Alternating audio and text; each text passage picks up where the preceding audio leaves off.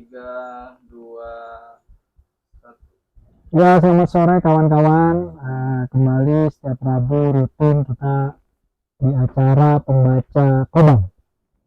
Kali ini pembaca Kobam kan kemarin yang datang tuh mereka sudah banyak baca buku, lebih bahkan dari 10 buku, bahkan jadi pelanggan buku Kobam. Mungkin sejak Kobam berdiri kali ya, sejak Kobam ada begitu. Nah, kali ini tamu kita unik karena dia baca satu buku Kobam dan itu buku pertama ya. Iya. Dan langsung kepincut sama Kobam dan buku itu menerbangkan dia ke banyak hal gitu ceritanya. Nah, ini kita mau kenalin tamu kita kali ini, namanya Elisa. Makasih ya Elisa udah datang ke pembaca buku Kobam, forum Kongko bareng pembaca buku Kobam dengan saya JJ Rizal, sejarawan. Oke, Elisa, bisa ceritain nggak buku apa tuh yang sampai bisa hanya dengan satu buku kamu dibukakan ke banyak hal, diterbangkan ke banyak hal itu? Oke, baik. Terima kasih Bang Rizal. Sebelumnya, selamat sore semuanya. Perkenalkan, saya Elisa dari Baca Buku Sejarah Bareng. Alhamdulillah berkesempatan hadir diundang oleh Bang Rizal dan komunitas Bambu dalam acara ngobrol pembaca Kobam hari ini. Dan saya akan berbagi buku Kobam yang benar-benar mengesankan bagi saya. Dia bawa sendiri bukunya kacau. Biasanya orang nggak bawa bukunya ya, kita sediain gitu ya. Ini apa? Kesayangan.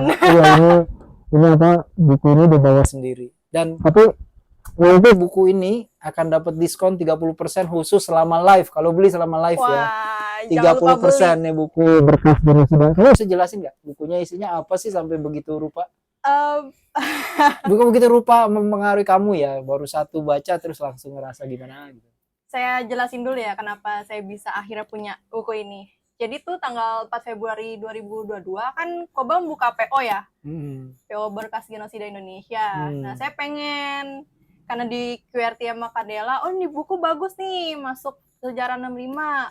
Oke, nah sahabat saya beliin. Terus kita mulai baca bareng tuh, cuma ada bertiga orang doang. Karena kan bukunya termasuk mahal ya. Karena isinya juga bagus. Buku jadi Kobam yang terkenal mahal-mahal, makanya kalau lagi live gini beli, diskonnya jarang-jarang Nah, 30%.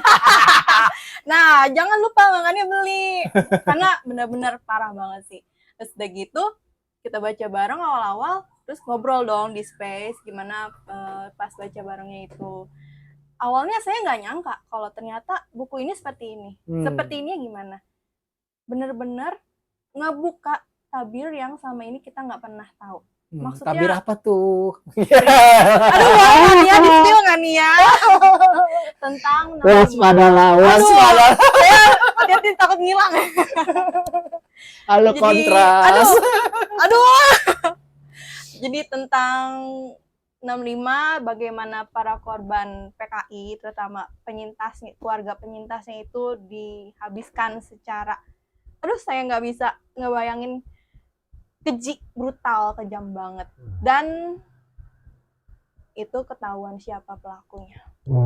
Jadi tanda tanya besar tentang peristiwa 65 yang selama ini nggak habis-habis diperdebatkan. Coba dikira-kira siapa yang paling bertanggung jawab dengan baca ini, kamu merasa tahu?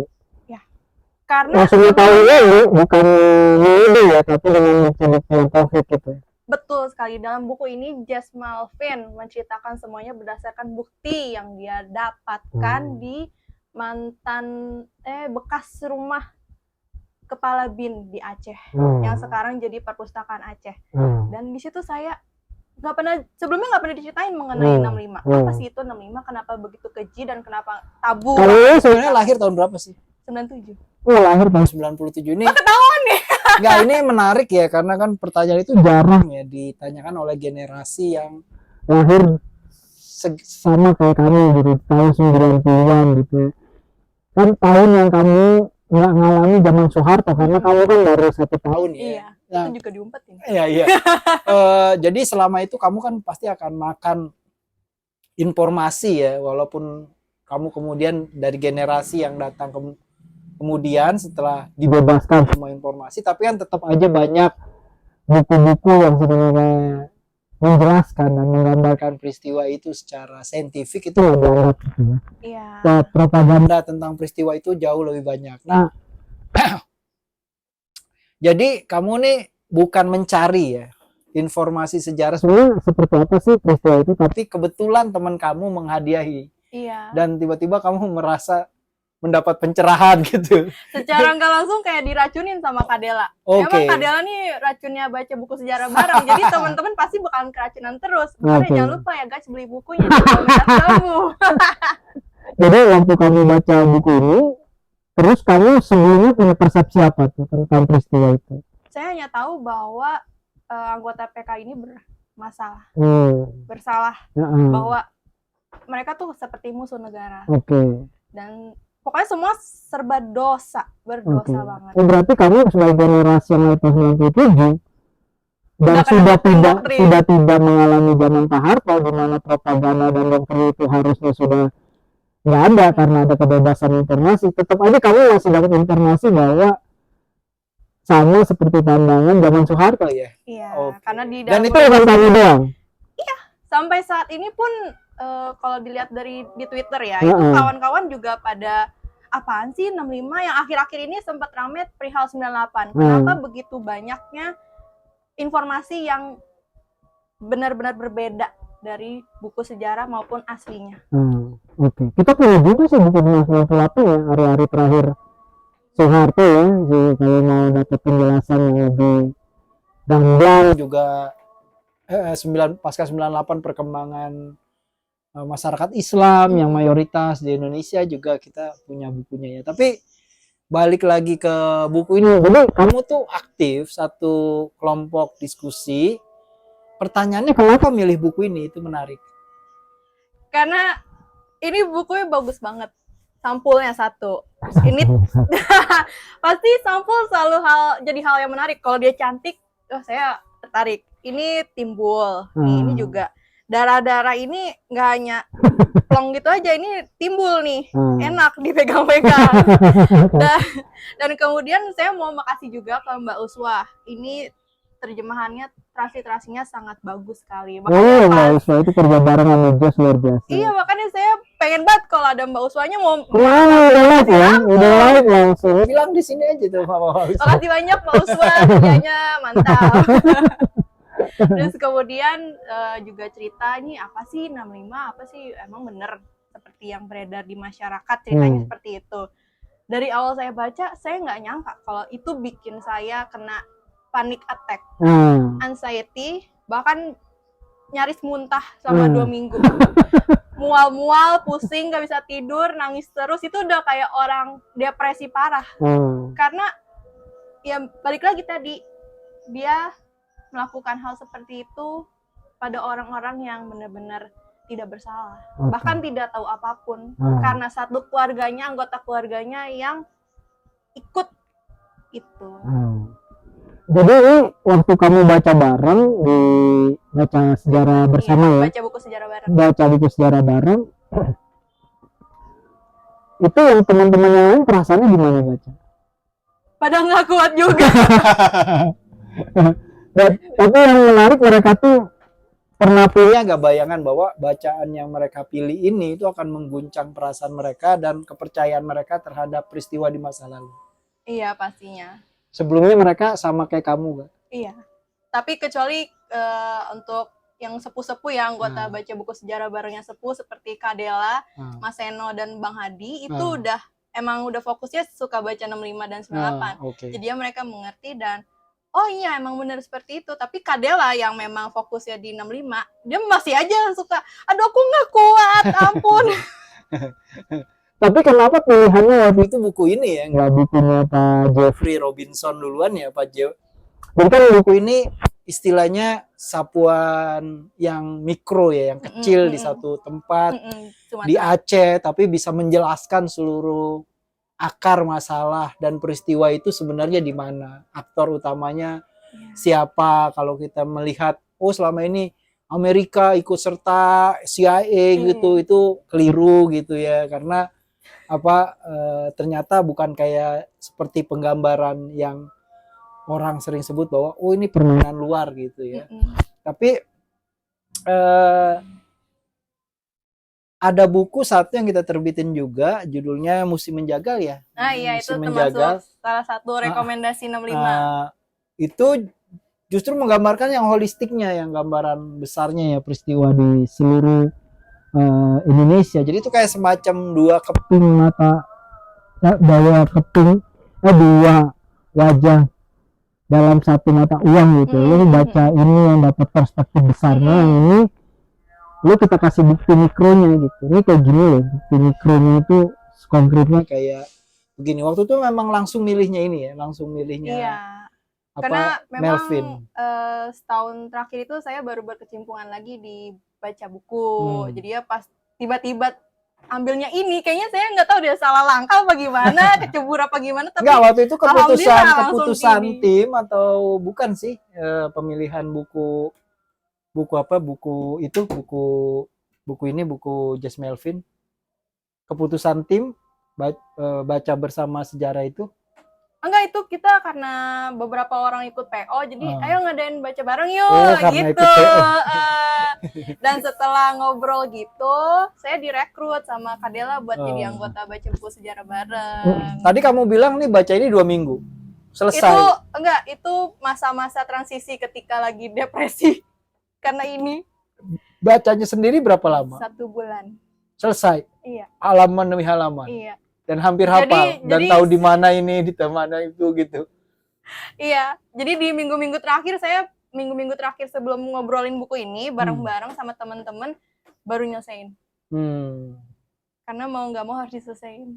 Oke, berarti ada masa jeda gitu. Iya, 2 minggu itu. Karena nggak kuat itu. Iya. Oh, jadi belum selesai kamu nih off gitu ya? Iya. Karena lu bilang bahasanya depresi ya gitu ya. Depresi karena satu, nerima kenyataan faktual bahwa nggak seperti yang lo bayangin ya. Terus juga kedua, genosidanya. Bukan ibaratnya ya, orang penyintas ini, para korban ini seperti hewan. Nyawa mereka tak ada harganya. Main di bantai, dibuang di sungai, di tebing, di hutan, dan itu pun sampai sekarang mungkin keluarganya masih bertahan akan terus trauma. Walaupun sang pelakunya sudah lewat, tapi kejahatannya masih berlaku.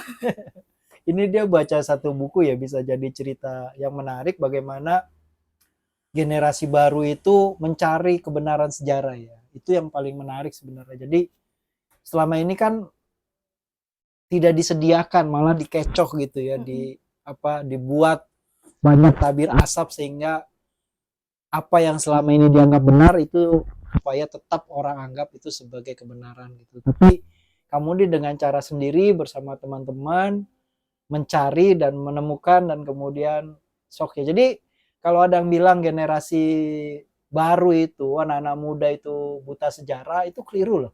Ini buktinya, mereka mencari sendiri kebenaran sejarah ya, dengan caranya sendiri dan mendapatkan kebenaran itu yang saintifik ya, maksudnya ya, yang punya referensi yang dikerjakan dengan rute ilmiah yang benar begitu ya. Dan mereka mencontohkan bahwa kalau ada yang bilang generasi muda itu buta sejarah, enggak. Yang buta sejarah jangan-jangan generasi yang suka bilang anak muda buta sejarah, orang tua yang sebenarnya menggelapkan sejarah. Nah, mungkin kalau untuk dari generasi mudanya ya Bang, itu lebih gampang mereka melalui fiksi dulu. Fiksi ya. Iya, nanti mereka kepo, ini gimana nih, makin kesini-kesininya gimana? Nah, kita baru menyodorkan yang non-fiksinya. Seperti itu kalau komunitas kita. Tapi ini kan lebih dahsyat dari fiksi. Iya. Coba mana ada fiksi yang membuat orang depresi selama 2 minggu. Coba cek deh. Iya, itu saya pernah. Karena sehebat-hebatnya fiksi jauh lebih dahsyat ya, itu non-fiksi. Kenyataan itu nggak bisa dikalahkan oleh kreasi apapun gitu ya, karena itu di luar sama sekali dari jangkauan bayangan dan imajinasi. Dan baca buku ini kan bayangannya. Coba cek semua novel yang menceritakan tentang peristiwa itu, nggak akan bisa membuat kamu depresi sama 2 minggu. Karena kamu menghadapi sebuah kenyataan faktual kan, bukan Jadi contohnya pulang ya, Iya. buku pulang ya boleh lah ya, Oh, Skodori kan iya. tentang 65 juga. Oh, kamu depresi gak baca itu? Enggak terlalu seperti ini. Masih bisa dipegang.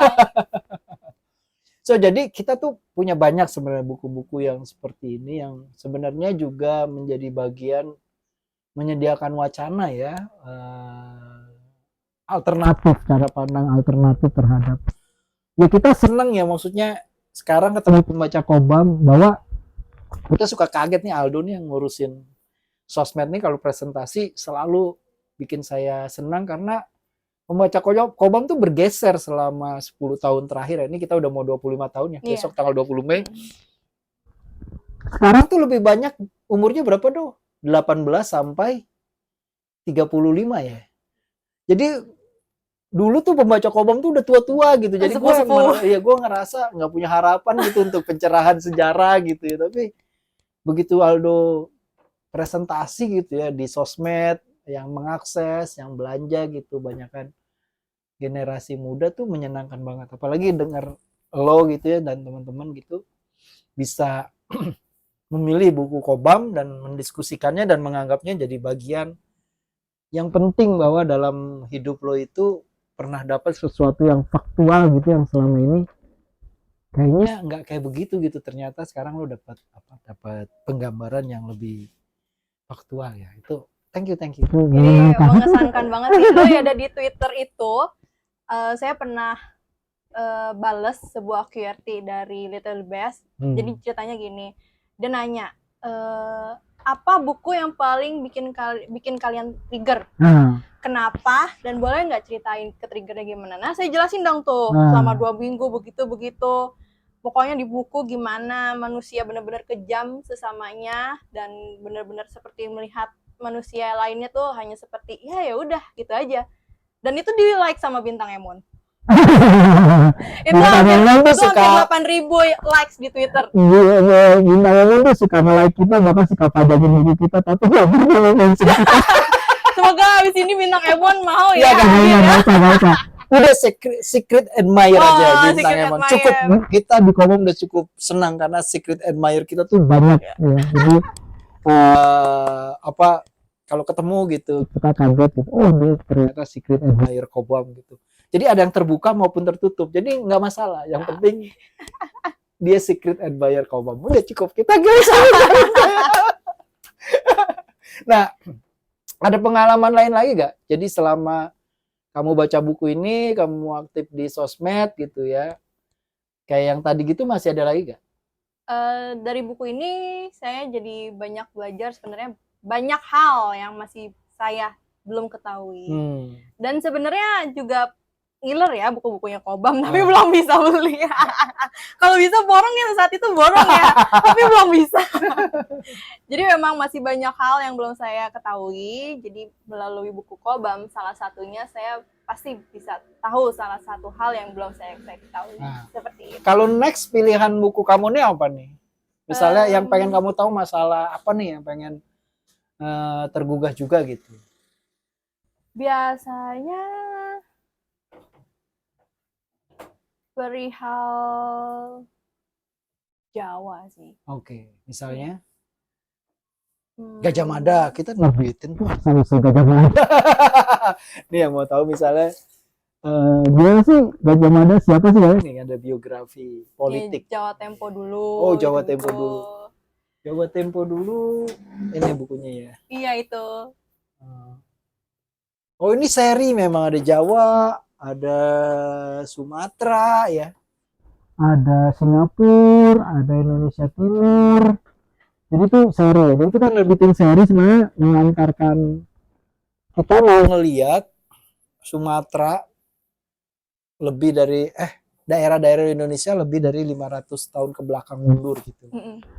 Bukan hanya dari kacamata kita, tapi dari kacamata orang asing. Itu Kalimantan juga ya, Kalimantan dan dulu kayak gitu. Jadi ini kalau yang koleksi semua pasti pamer kayak wah.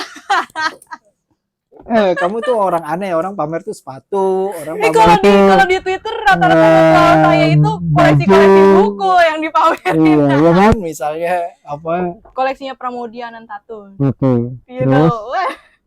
Buku-buku Kobam yang gede-gede tuh yang sekali timpuk orang bisa langsung oh, pingsan. Mustika Rasa kayak gitu ya. Ini kita mau nerbitin yang lebih besar dari Mustika Waduh. Rasa pas ulang tahun Kobam nanti. Wah, Sampai jadi 1.500 halaman. ukurannya juga jumbo. Nanti bakal di-share nggak Mas? Ya bisa nanti itu. Kita kasih apa kita? Terbitnya bulan Agustus ya. Oh. Rencananya sih bulan Mei, tapi karena bukunya besar jadi mundur. Tapi Agustus nanti itu juga akan ada buku lain yang besar juga, bukunya Rintus buku. Jadi klasik ditunggu, lah. geng. Tunggu. Oke, selain tentang Jawa yang kamu pengen tahu lagi tentang apa? Sebenarnya banyak hal sih, tapi untuk saat ini masih Jawa. Kenapa nggak baca Bukan 350 tahun dijajah, kan rame? Wah, itu juga aduh, wishlist tapi belum kesampaian kayak Cinta yang Bertepuk Sebelah Tangan. Nanti kalau disuruh pilih antara 350 tahun dijajah atau Jawa Tempo dulu, kamu pilih yang mana yang mau dulu baca? Bukan 350 tahun dijajah. Oke, nanti kita kasih gratis dia. Makasih, kalau udah tahu Bang Riza. Ya, buku itu sebenarnya buku yang juga kayak bukunya Jazz ya. Dia banyak membukakan pikiran orang, kepercayaan yang selama ini bahwa Indonesia tuh dijajah 350 tahun gitu. Ternyata tuh keliru, ternyata nggak benar. Tapi bisa, itu buku sebenarnya buku teori ya, teori pendekatan hukum dalam studi sejarah atau penulisan sejarah, historiografi. Nah, tapi buku itu menggunakan apa bukti-bukti sejarah yang sedemikian rupa didekati dengan aspek-aspek hukum internasional, kemudian bisa menggambarkan bahwa yang selama ini sering digembar-gemborkan gitu ya, dipercaya orang bahkan masuk buku pelajaran yang bisa dijajah 30 tahun itu sebenarnya nggak betul gitu. Nah iya, jadi memang sebenarnya kalau kilas balik sama sekolah itu ya Bang, itu sejarah banyak hal-hal yang kita nggak ketahui. Apalagi setelah baca buku ini. Itu kayaknya kalau di sekolah ada tentang ini pada bangkang semua, enggak begitu ibu, ini gini pak, ini gini. Pokoknya sama ibunya debat, ibu bapaknya debat. Ntar ya maksudnya setelah saya baca buku ini pun ketika saya ngobrol dengan orang lain, enggak gitu, karena mereka ini udah menghancurkan ulama dan santri. Saya juga sebenarnya nggak bisa komentar lebih jauh, takutnya yang ada ribut aja walaupun saya ada saintifiknya ini nih. Jadi aduh diem aja deh. Nah, yang paling menarik menurut kamu di buku ini bab berapa? Bagian apa yang bikin kamu bacanya tuh waduh gimana gitu? Itu bagian di tempat pembuangannya para mayat. Kenapa bagiannya sangat banget yang dipilih? Bisa Ini juga dijelasin bagaimana para saksi-saksi ini melakukan kejahatannya sebegitu kejamnya sehingga kok bisa Jess Melvin bahkan hadir langsung menempatkan kita di situ. Jadi ada lampiran dokumentasinya tempat tersebut dan itu bagi saya benar-benar nggak nyangka kalau itu memang seperti itu. Jadi orang ya sebenarnya itu juga termasuk HAM ya, keinian HAM. Jadi kenapa kita buta banget kemana sama ini kita? Jadi itu bagian yang menarik ya tentang apa kemana mayat-mayat itu dibuang. Bagian lainnya apa lagi? Yang saat ini saya boleh nyebut gak sih? Ini saya takut nih. Iya saat ini gitu. Oh iya, jadi saat beliau yang sudah berpulang ini melakukan pengkhianatan di balik agenda yang sudah direncanakan oleh presiden pertama. Itu saya benar-benar ini sebenarnya saya mau anotasi, maksudnya tulis dalamnya gitu. Tapi sayang, isinya nih inian semua kayak tit bahasa-bahasa kasar semua, jadi sayang banget. Itu saya benar-benar ibaratnya orang dipercaya banget, disayang banget, tapi kok bisa mengkhianati. Jadi gila, itu gila banget. Kamu waktu baca buku ini dan teman-teman lain ada yang ngalamin depresi kayak kamu tuh? Ada juga, cuma mereka ada yang sampai benar-benar nggak nyelesain. Karena nggak kuat. Iya. Oke. Terlalu berat dan karena nggak kuat itu. Oke. Oke. Mm-mm. Tapi kamu bisa nyelesain itu ya setelah depresi selama 2 minggu ya. Karena nanti ketika lagi ngobrol tanya-tanya, apa sih? Oh, saya belum sampai situ. Jadi Malu. bukan yang berat tuh bukan rindu sebenarnya, baca buku. Ini contohnya ini. Sampai depresi baca buku, bukan rindu yang berat, depresi apa baca buku yang membuat depresi itu. Boleh tuh jadi quote. Dilan, koreksi itu bukan rindu yang berat, baca buku. Buku sejarah. Nih baca buku ini kalau nggak percaya. Pelakunya. So jadi kesimpulan kamu dan teman-teman ya waktu baca buku ini bareng apa itu? Satu bukunya dulu deh, apa mereka nganggap bukunya gimana itu? Karena mereka sebelumnya selain saya ya, udah baca yang John Rosa. Oh iya. Okay. Jadi mereka bilang memang dalih pembunuhan massal. Iya, ini seperti sedikit merangkum keseluruhan tapi di salah satu wilayah di Indonesia. Dan memang buku yang direkomendasikan kalau awal-awal kalau mau baca memahami peristiwa 65. Terutama di salah satu daerah. Tapi bisa menggambarkan keseluruhan kejadian di. Karena emang ada di satu bab itu dijelasin dari satu titik itu bisa langsung nyebar ke daerah-daerah yang diomongin si John Rosa tersebut. Iya, karena ini kan buku ini menjelaskan bahwa pembantaian pertama bukan di Jawa, tapi justru di Aceh. Dan betul. Studi ini justru lokusnya itu Aceh ya. Dan itu ada di kantor BIN. Datanya ada. Dan itu dapat juga karena tsunami loh.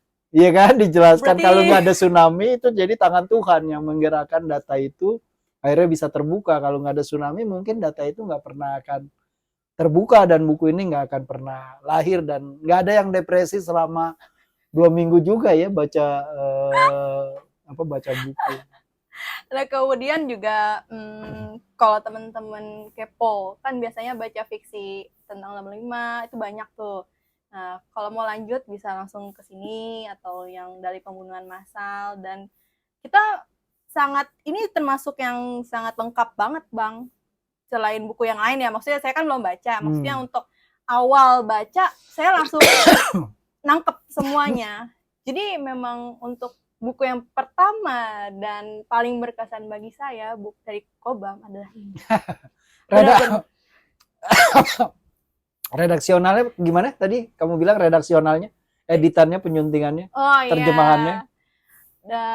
Terjemahannya, transliterasinya sangat enak dan mudah dimengerti. Jadi ini bahasanya tuh berat ya, secara saintifik. Tapi Mbak Uswa berhasil membawakannya seperti kita lagi didongengin. Enak. Jadi kayak orang lagi ngobrol gini aja. Iya, jadi gini Bang, begini. Padahal kita ngomongnya yang berat-berat. Gue nanti Uswa gak kebayang kepala yang besar, Pak.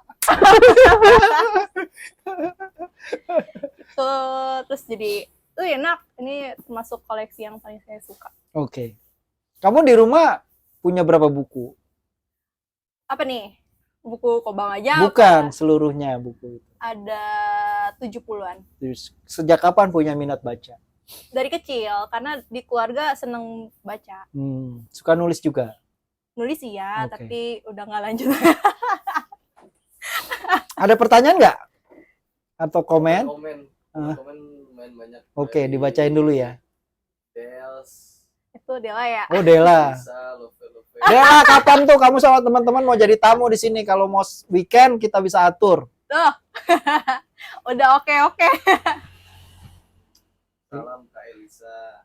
Iya. Sahabat Barat ada nggak Bang? Kayaknya orang ini nanya terus dari kemarin udah dikasih tahu yang nerbitin bukan kita itu. Yang nerbitin Alkis.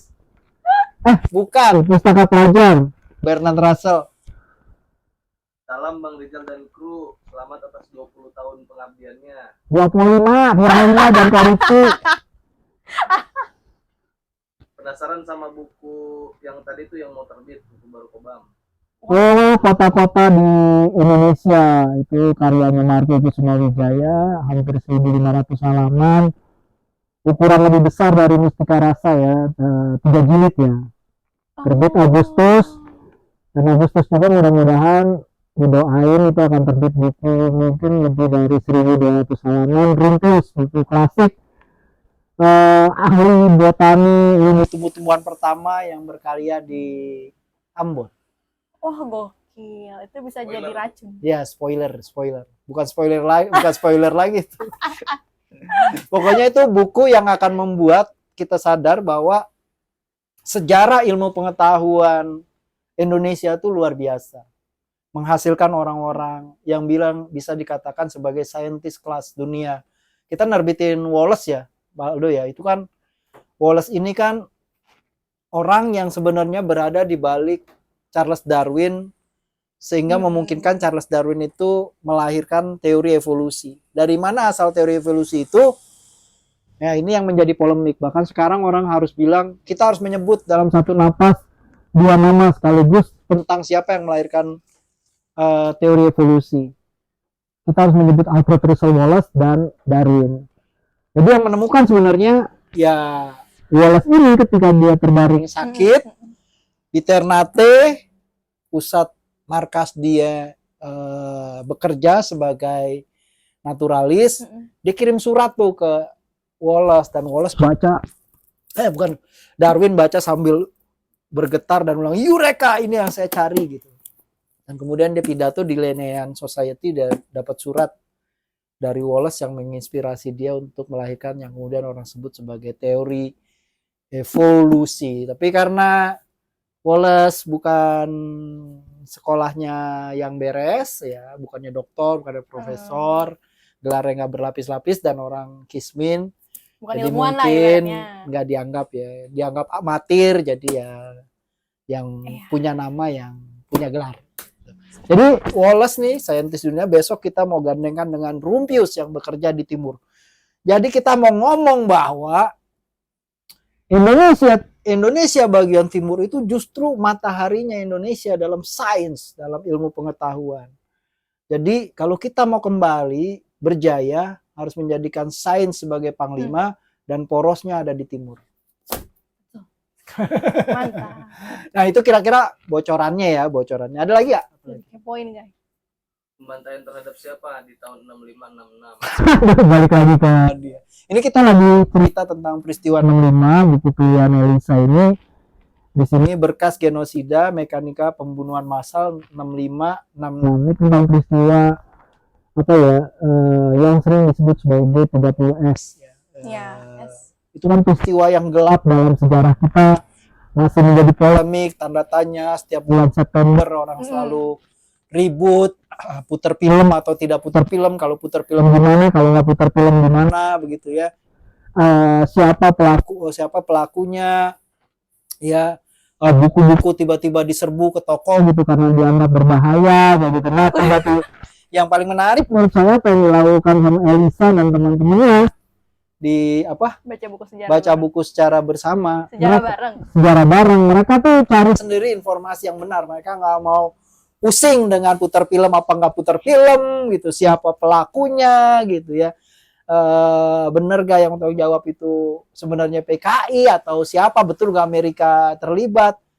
Mereka tuh melepaskan itu semua dan cari kebenaran sejarah itu sendiri, dan ketemu di sini ya. Dia ketemu di sini artinya kita melihat masa lalu dengan kacamata sejarah ya, bukan kacamata propaganda ya, bukan kacamata non saintifik. Ini kerja saintifik dan dibuktikan dengan sumber-sumber yang valid. Tadi tuh diceritain tuh sumbernya kok. Sumbernya langsung dari militer Indonesia. Jadi sumbernya itu sumber yang bisa diverifikasi gitu. Jadi ini sebenarnya disertasinya loh, disertasinya Bu Jas Melvin, dan Bu Jas tuh menikah dengan orang Aceh loh. Suaminya itu orang Aceh. Jadi ini riset yang luar biasa lah, dan ada tangan Tuhan juga kayak tadi disebutkan. Sumbernya itu datang karena apa? Ada tsunami gitu. Jadi ini gambarnya sebenarnya gambar tsunami ya, membawakan sumber, makanya ada mesin tik, ada ini segala macam. Ini sebenarnya laut yang membawakan sumber, yang membukakan sumber gitu ya. Dari laut kemudian nerjang semuanya dan membongkar semuanya. Jadi semua yang ditutupi itu dibongkar oleh alam, oleh Tuhan gitu ya. Gokil, baru tahu ada filosofinya ternyata ya. Ya memang waktu kita bikin sampul banyak mikirnya panjang gitu ya, gimana supaya nggak sensitif, supaya tapi juga nggak vulgar, tapi juga mampu menggambarkan peristiwa itu gitu. Tapi kan kamu tadi, wah ini sampulnya, ya memang buku-buku Kobam itu sampulnya semuanya rata-rata kayak gini nih timbul karena memang kita mau menghindari dengan pembajakan dengan cara membuat diferensiasi atau perbedaan ya. Kalau buku Kobam tuh dipegang aja langsung, oh ini bajakan gitu, ini bukan gitu. Kita sebenarnya lagi perang dengan para pembajak gitu, karena ada pembajak yang jual buku Kobam jauh lebih banyak daripada Kobamnya sendiri. Nah, gimana? Ya karena mereka kan nggak bayar right, kita beli right, terus bayar royalti, ngedit, menerjemahkan, ya nge-layout, mendesain, berapa langkah itu. Mereka kan nggak melakukan itu semua, mereka tinggal copy dan kemudian jual. Jadi ya kita keluar ongkos lebih karena itu buku Kobam jadi mahal untuk membangun pembedaan dengan pembajak. Jadi kalau teman-teman mau buku Kobam harganya turun, bantulah perangi pembajakan dan belilah buku langsung. Yang ori ya. Langsung Kobam ya guys. Dan kalau ini dapat diskon ya. Dapat diskon kalau yang masuk keranjang langsung beli hari ini langsung dapat diskon. Oke. Agama Jawa nggak mau cetak ulang lagi kah? Di marketplace udah mahal banget. Kita lagi pusing sebenarnya, buku-buku tebalnya harus cetak ulang semua ya. Agama Jawa harus cetak ulang. Mustika Rasa juga kalau teman-teman lihat sekarang udah nggak ada diskonnya ya. Karena udah jadi buku langka gitu ya. Jadi minta maaf karena kita harus akumulasi modal untuk cetak ulang. Doain aja ya, maksudnya ada rezeki. Semoga tahun ini kita bisa cetak ulang dan bisa kasih diskon lagi sama teman-teman. Amin. Amin. Dukung terus komunitas bambu guys. Oke, balik lagi ke pertanyaan ini ya. Pernah ngebayangin nggak kontak sama Jess? Teman-teman di baca buku sejarah bareng. Atau dengan Mbak Uswa gitu. Maksudnya kalau misalnya ngebayangin nanti weekend bisa aja diajak juga Mbak Uswa supaya Mbak Uswa bisa sharing cerita gitu kan, teman-teman baca pengalaman Mbak Uswa tuh kemarin cerita ya, banyak pengalaman menarik dia sebagai editor ya. Apakah dia juga depresi seperti saya? Dia depresi waktu ngedit buku ini ya. Iya. Kalau buku ini dia udah belajar udah belajar. Nanganin ininya ya. Maksudnya kalau teman-teman misal nanti mau bareng baca ngomongin buku Jess, ya dia bisa datang, bisa kita ajak untuk ngobrolin. Nanti juga Jess bisa online gitu, bisa cerita juga Jessnya secara online dengan Zoom gitu, kita undang. Gokil guys. Terima kasih banyak Kobam dan Bang Riza. Nah, ada bagian-bagian apa lagi yang membekas setelah baca buku ini? Ini sih ketika salah satu penyintas yang keturunan Tionghoa kabur. Itu saya selalu heran kenapa selalu orang-orang Tionghoa yang diincar. Oh gitu. Tidak hanya 65, bahkan di 98 pun juga seperti itu. Kenapa selalu seperti itu? Oh, kita gampang jawabannya. Kita punya semua buku tentang itu. Bisa dimulai dari buku ini. Jadi Kobam sebenarnya menyediakan jawaban. Ini judulnya Migrasi Cina, Kapitalisme Cina, Anti Cina. Ini bisa menjelaskan kenapa orang Tionghoa selalu menjadi sasaran dalam perubahan sejarah yang dramatis di Indonesia. Selalu. 65, 98, bahkan tahun 45, tahun 45 ketika dia baru merdeka gitu. Di zaman kolonial juga ada 1740. Kita punya banyak jawaban ya. Ini juga jawaban juga ini buku Cambuk Berdurinya yang disunting oleh Ben Anderson gitu ya. Ini bukan Kak, wishlistnya banyak nih jadi. Ini riwayat Tionghoa peranakan di Jawa. Yang kemarin David Tripp cerita ya bahwa ini konstruksi semua sifat kita yang anti Cina, yang benci sama orang Cina itu konstruksi dari dunia kolonial untuk memisahkan orang Cina dari orang pribumi. Karena kalau orang Cina dan orang pribumi itu bersatu dan tidak lagi memandang mereka satu sama lain sebagai darah yang haram begitu ya dalam keindonesiaan, itu mereka akan menjadi kekuatan hebat terhadap dunia kolonial. Itu akan menjadi beban bagi dunia kolonial. Jadi karena itu dipisahkan dengan politik, dari mulai politik perkampungan, segregasi sampai sekolah pendidikan kayak gitu. Jadi ini semua bisa kita sediain sih ya. Kalau bagi mereka yang mau tahu dan mencari kebenaran sejarah. Kurang ajar juga ya Belanda. Astaga. Wishlist semua. Masuk Nah, ya wishlist kan? semua. Ngumpulin, nabung dulu kalau beli. Buku di belakang ngiler. Ya, emang tugas kita tuh banyak menjernihkan sejarah ya, kayak Sumpah Pemuda ini kan juga udah baca belum? Sumpah Pemuda ini juga menjernihkan bahwa nggak pernah ada kata sumpah dalam peristiwa tahun 28. Sumpah itu diciptakan kemudian, didatangkan kemudian, jadi jauh dari peristiwanya gitu. Ya kira-kira begitulah. Kalau ngobrolnya kelamaan ya yang ada bisa sampai besok ini kan. Baca ini. Bukan, artinya kita mau ngomong amunisi baca buku sejarah bersama bareng. Itu bareng itu banyak. Iya. Bisa tahan 2 abad paling enggak. Kalau mau baca-baca kita kalau setiap agenda itu tiap bulan berbeda Bang. Jadi kayak kemarin itu April mengenang 13 tahunnya Eyang Pramudia Anantatur. Kita baca buku-bukunya beliau. Terus di September Prial 65. Ya. Terus juga sempat ada permintaan dari Bu Laila baca tentang pulang. Itu macam-macam agenda kita. Tapi ini kita lagi libur aja nih sampai Juli. Karena pada kecapean juga, karena kan habis lebaran ya. Iya. Pada tepar, jadi lebaran pada bikin kue ya.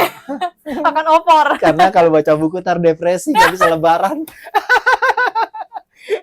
Nggak bisa jalan-jalan ya. Oke. Ini kita mau memasuki babak terakhir ya. Kamu ada harapan nggak atau kepengenan gitu nanti Kobam itu akan menerbitkan buku apa lagi, yang seperti apa yang kamu bayangkan sama buat kamu, buat teman-teman di baca sejarah bareng itu ada nggak? Kalau saya dan kawan-kawan itu berharapnya Kobam lebih semakin luas. Tidak hanya, maksudnya tadi kita udah sempat singgung di awal ya, tidak hanya generasi yang sepuh-sepuh, tapi juga semakin anak SMA dan juga mungkin SMP kan, karena ada anak SMP udah mulai kepo juga tuh. Jadi kita berharapnya terus mendukung Kobam agar semakin banyak buku bacaan yang bisa menjangkau seluruh masyarakat. Gitu. Thank you. Makasih ya Lisa ya sudah datang ke sini. Mana Jeta? Satu lagi apa tuh? Bang Rizal ada nggak buku yang paling Bang Rizal suka di sini dari Komunitas Bambu? Semuanya ini sebenarnya dari kepala gue sih, maksudnya pilihan khusus ya, kayak misal Berkas Genosida, begitu baca juga langsung, ini gue harus terjemahin, harus terbitin, harus terjemahin. Jadi kalau diminta suruh memilih tuh kayak memilih anak gitu, susah gitu. Nah, semuanya punya keistimewaan gitu ya. Misalnya buku Ibu Isma Negara gitu kan buku yang penting banget ya, dia tesis begitu ya, tapi punya kualitas yang luar biasa yang kadang orang mengecilkan buku ini, menganggap ini studi sejarah perempuan. Enggak. Ini studi sejarah politik kekuasaan Orde Baru yang bekerja melalui perempuan dengan pendiskriminasian sebegituan rupa perempuan, dan melahirkan satu teori yang menurut saya sampai hari ini bisa kita pakai gitu. Betul. Atau Ya gue ada sih ngerjain sendiri kayak riwayat Tionghoa Peranakan nih, buku Pak Ong itu yang gue nyunting ini sendiri gitu, atau buku sendiri ini nulisnya 3 hari gue nulis buku sendiri. Ini buku tentang Pasitor ini 3 hari nulis. Pasitor dikirim dari Belanda ke sini, jenazahnya gue nggak tidur nulis ini, dan kemudian dicetak dan dijadikan bagian dari mengenang Sitor ya, begitu kematiannya gitu. Tapi nggak bisa milih juga bahwa itu yang gue senang, ini gue senang, atau Semuanya ini berharga, semua berharga karena kita nerbitin hampir 500 judul lebih ya selama 25 tahun. Tapi cetak kita punya berapa ya sekarang, 200-an ya? Yang ada cuma 200-an, tapi itu semuanya kayak anak-anak rohani gitu yang nggak bisa kalau misalnya ada gak yang paling menyenangkan, oh Mustika Rasa karena paling laku gitu. Ya nggak juga gitu ya. Mustika Rasa lah dewa penolong ya kan, karena dia Dewi penolong ya karena perempuan, Dewi penolong karena justru bukan buku sejarah yang laku ya, buku resep masakan. Ya tapi kita nggak bisa milih, artinya say sorry semuanya anak rohani yang kesayangan yang punya kelebihan masing-masing. Kalau saya ini guys, jadi jangan lupa Cinta beli pertama langsung. dan terakhir. Jangan lupa beli langsung. Jangan-jangan nanti kalau udah baca yang lain cintanya berbagi. Kalau udah baca Musim Menjaga, oke juga nih gitu. Atau baca bukunya Bu Saskia juga oke. Iya. Oke, Elisa makasih. Sebelum kita bubar seperti biasa kita mau kasih kenang-kenangan. Tadi Elisa request bukunya apa? 300. Bukan 350 tahun dijajah. Nah, coba ini namanya Jeta yang ngurusin marketing setiap hari. Ini kantornya Jeta, kita pinjam kantornya.